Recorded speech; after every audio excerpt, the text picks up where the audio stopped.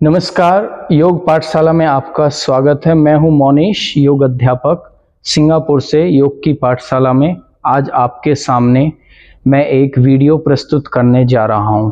मेरा वीडियो का विषय होगा गुरुकुल शिक्षा अनिवार्य आज के समय में।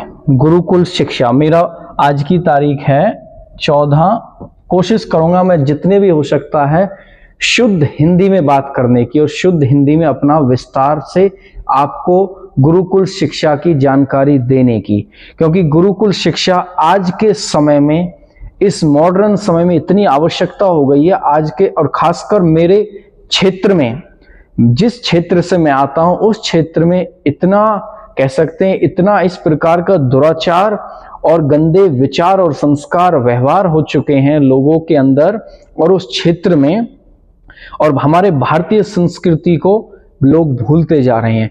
इस कारण मैं विदेश में बैठा बैठा आज इस विषय पे ये वीडियो प्रस्तुत कर रहा हूं आपके सामने। आशा करता हूं अगर आप इन चीजों से किसी भी प्रकार से आप जूझ रहे हैं तो अपने बच्चों को गुरुकुल की शिक्षा अनिवार्य कराइए। आजकल वो गुरुकुल शिक्षाएं नहीं रह गई जहां बस आप ये सोचें चोटी बांधेंगे, कुर्ता पजामे पहनेंगे, बाबा बन जाएगा और ये बन जाएगा। ऐसा कुछ नहीं। मैं आपके सामने खड़ा हुआ इंसान मोनेश, मैं भी एक गुरुकुल से पढ़ा हुआ विद्यार्थी आपके सामने हूं। आज मुझे आप अंतरराष्ट्रीय लेवल पे देख रहे होंगे। मुझसे प्रेरणा लीजिए, मेरे संस्कारों से प्रेरणा लीजिए। अगर मेरे अंदर कुछ कमियां हैं, उन कमियों को छोड़ के कुछ तो एक आध दो चार मेरे अंदर ऐसी अच्छाइयां होंगी जो आज मुझे यहां तक पहुंचा के लेके आई हैं। कुछ तो मेरे अंदर ऐसे संस्कार होंगे, कुछ तो ऐसे मेरे कर्म होंगे, कुछ तो मेरे ऐसे त्याग होंगे, कुछ तो मेरी ऐसी शिक्षा होगी, कुछ तो मेरे ऐसे गुरुजन होंगे, कुछ तो मेरे ऐसे सहयोगी होंगे, और कुछ तो मेरे परिवार के ऐसे लोग होंगे कि जिनकी वजह से मैं आज यहां तक पहुंचा हूं। वैसे तो संस्कार और शिक्षा आज के समय में बहुत बड़ी चीज है, और उसमें भी आपको गुरुकुल की शिक्षा मिले तो उसमें और भी चार चांद लग जाते हैं। मैं आपको एक रामायण का एक श्लोक बताता हूं। गुरु गृह गए रघुराई, अल्पकाल विद्या सब पाई।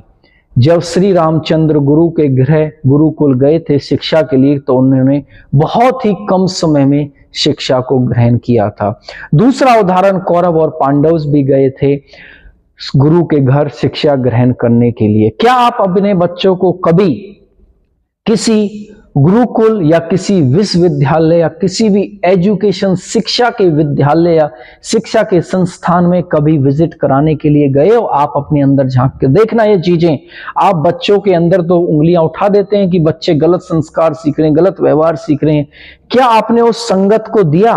क्या आपने वो कंपनी उन बच्चों को, अपने बच्चों को दी? आप अपने बच्चों के सामने ऐसी भाषा का इस्तेमाल करते हैं जो भाषा अति हानिकारक है, और आप अपने बच्चों से अच्छी शिक्षा और अच्छे संस्कार की कामना करते हैं, इच्छा करते हैं। ये नहीं हो सकता, कदापि नहीं हो सकता।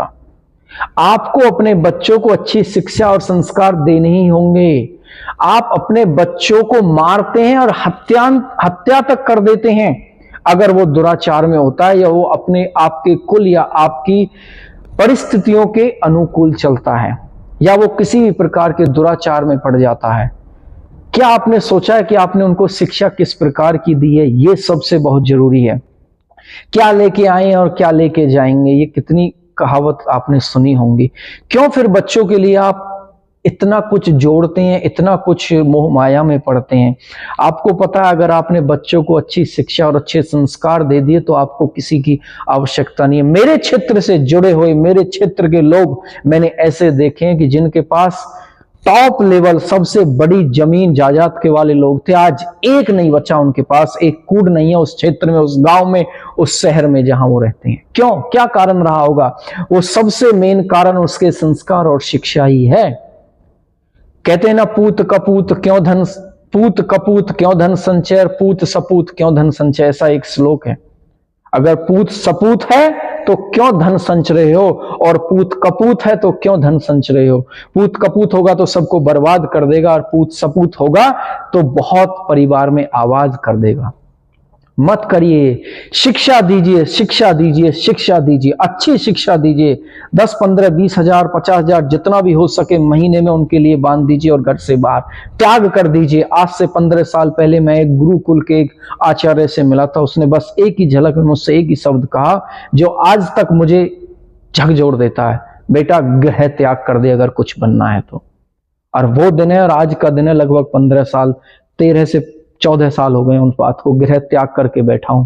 12 से 13 साल से मैंने बहुत कुछ सीखा। मैंने गुरुओं के पास ट्यूशन पढ़ा हूं, मैं गुरुकुलों में जा जाके मैं कोशिश करता हूं कि आप गुरुकुल शिक्षा, मैं बार बार एक ही चीज बोल रहा हूं, गुरुकुल शिक्षा जरूर दीजिए। और आज के टाइम में तो मॉडर्न गुरुकुल और हॉस्टल ऐसे खुल चुके हैं, बच्चे परेशान हो चुके हैं। बच्चे नहीं, माता पिता परेशान हो चुके हैं, रोते हैं। माता पिता की हत्याएं तक हो चुकी हैं, बच्चों ने कर दी हैं हत्याएं। एक 15 से 20 साल 10 साल का बच्चा अगर माता पिता की हत्या कर दे कि उसकी इच्छाओं को पूरी नहीं कर पा रहे हैं, क्या संस्कार दिए हैं। बहुत कहने के लिए मेरे पास बहुत कुछ है, लेकिन मैं शॉर्ट में बता देता हूं। 14 तारीख 11वां महीना 2024 में मैं ये वीडियो बना रहा हूं। गुरुकुल शिक्षा,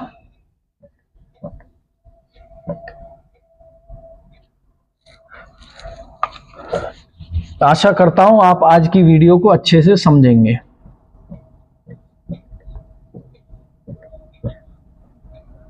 गुरुकुल शिक्षा है, मेरी हिंदी बहुत कमजोर हो चुकी है अंतरराष्ट्रीय लेवल पे होते हुए। गुरुकुल शिक्षा, और इसको आप आज के टाइम में ये भी कह सकते हैं कि संस्कारों की पाठशाला, जहां आपको योग सीखने के लिए मिलेगा, जहां आपको संस्कार सीखने के लिए मिलेंगे, जहां आपको व्यवहार की शिक्षा मिलेगी। ये सारी चीजें घर में नहीं है। कहां दौड़ रहे हो, किस लिए, क्या आप सोच रहे हो कि आप अपने बच्चे को, मैंने भी +2 साइंस से किया इंजीनियर बनने के लिए।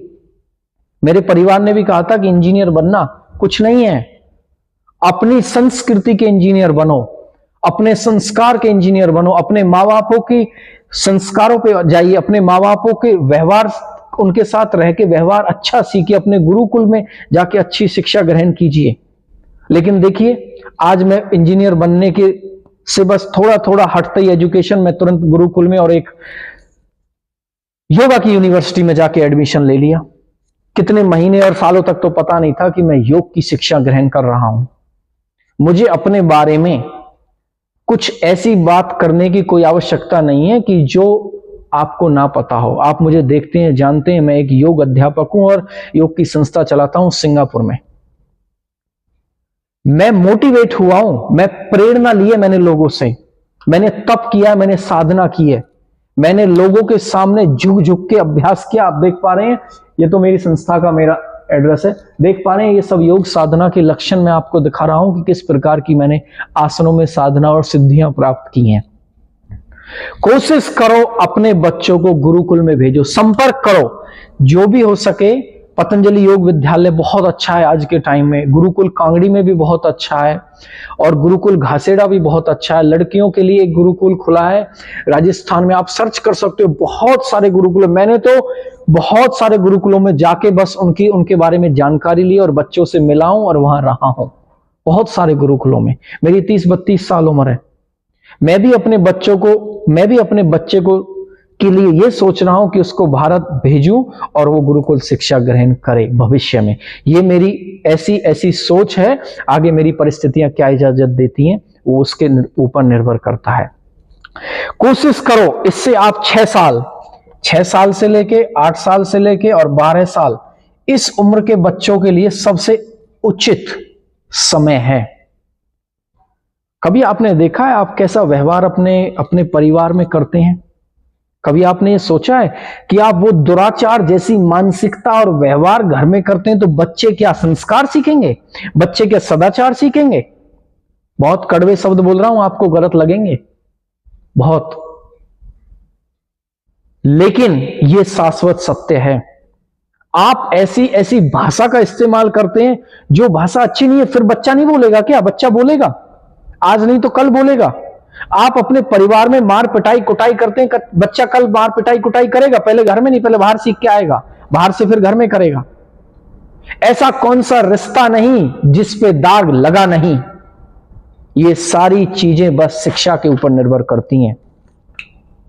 मैं एक योग अध्यापक हूं, मैं एक शिक्षक हूं, मुझे पता है शिक्षा के क्या महत्व है।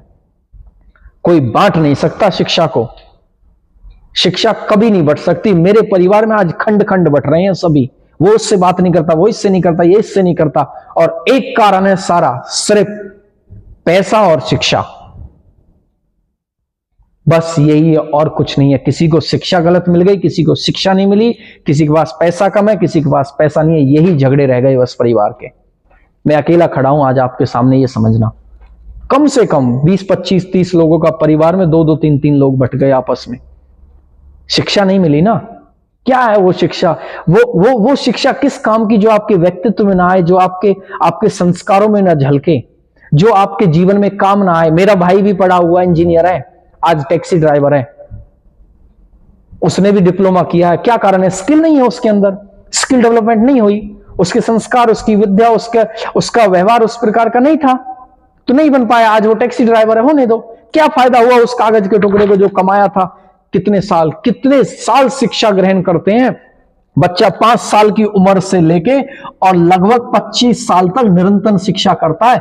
20 साल तक पढ़ना, 20 साल निकाल दिए पढ़ाई में और आखिर में काम आई 0। क्या फायदा? 20 साल निकाल दिया। आपको पता है शिक्षा में सबसे ज्यादा कठिन तपस्या होती है। मैं रोया हूं कक्षा में बैठा बैठा, मेरे को इतना प्रताड़ित तक किया जाता था, लेकिन आज मैं जहां हूं, जिनके साथ भी आज मैं पढ़ा हूं, जो भी मेरे साथ के सहपाठी रहे हैं, आज कोई दिखता नहीं है मुझे। लेवल पे तो है ही नहीं। क्यों? इसमें बड़ा और छोटा और सम्मान और अपमान और घमंड और नीच और ऊंच की बात नहीं है, ये शाश्वत सत्य है। कुछ तो कारण हुए होंगे। एक क्लास में तो 50 विद्यार्थी होते हैं ना, एक क्लास में तो 50 होते हैं, 100 होते हैं, लेकिन उनमें से 2-3 ही क्यों निकलते हैं? क्या विद्यार्थी, क्या अध्यापक, एक क्लास में अगर मान के चलो 50 लोग हैं, मेरी में लगभग 50 थे, मान के चलो, तो उनमें से 2-3 ही क्यों निकलते हैं? अध्यापक तो सबको पढ़ाते हैं ना। कारण क्या है? कुछ तो कारण रहा होगा ना। 2 दिन 4 दिन, 2 लोग, 4 लोग, 5 लोग। इसीलिए शिक्षा बहुत जरूरी है और अपने बच्चों को गुरुकुल में भेजें। आप संपर्क कर सकते हो किसी भी प्रकार का कमेंट बॉक्स में, और मेरे से डायरेक्ट भी नंबर उसमें है मेरे, आप संपर्क कर सकते हो। आशा करता हूं मेरी दी गई जानकारी आपके जीवन में बहुत काम आएगी। आखिरी में एक शब्द, शिक्षा तो सब लेते हैं, शिक्षा तो सब सीखते हैं, योग तो सब करते हैं, लेकिन उचित ज्ञान, उचित शिक्षा बहुत आवश्यक है। नमस्कार, जय हिंद।